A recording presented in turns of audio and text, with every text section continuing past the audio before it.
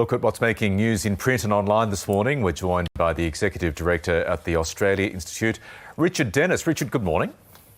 Good morning. Now, you're looking at the front of The Age. It has one of the many stories around this morning from that population report. The Age focuses on the soaring death rate during COVID.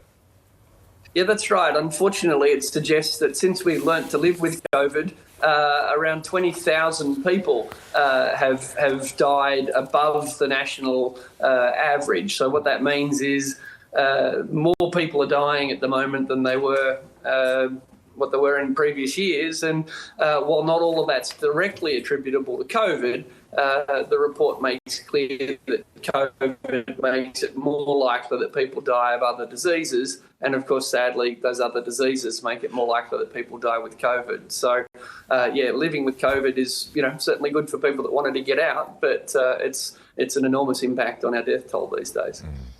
And Richard, the AFR is looking at has a story that's looking at the increased confidence amongst Australian miners that a ban on Australian coal could be lifted by China.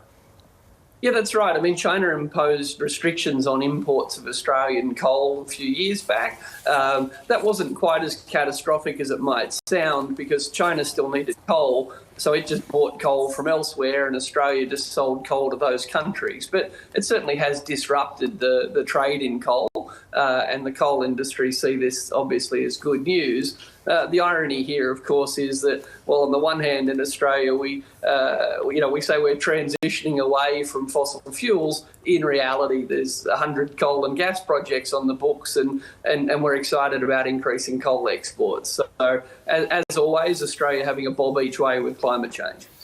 Now let's move on to The Australian. It has a front page story on a report pointing to a potential financial crisis for the aged care sector. Yeah, look, unfortunately, this isn't a surprise. The Royal Commission into Aged Care found terrible standards. It said that, really hundreds of thousands of Australians were suffering in aged care, and it proposed significant new obligations on the aged care industry to lift its game in everything in terms of food quality to the number and quality of staff.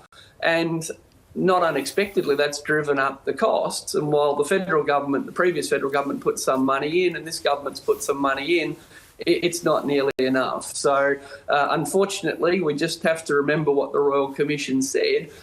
We need really big structural reform, and I just don't think that anyone's going to fix it anytime soon. And Richard, the final story we're looking at today is in the Daily Telegraph online, and it looks like the ATO is planning to crack down on the gifts that influencers receive from different companies.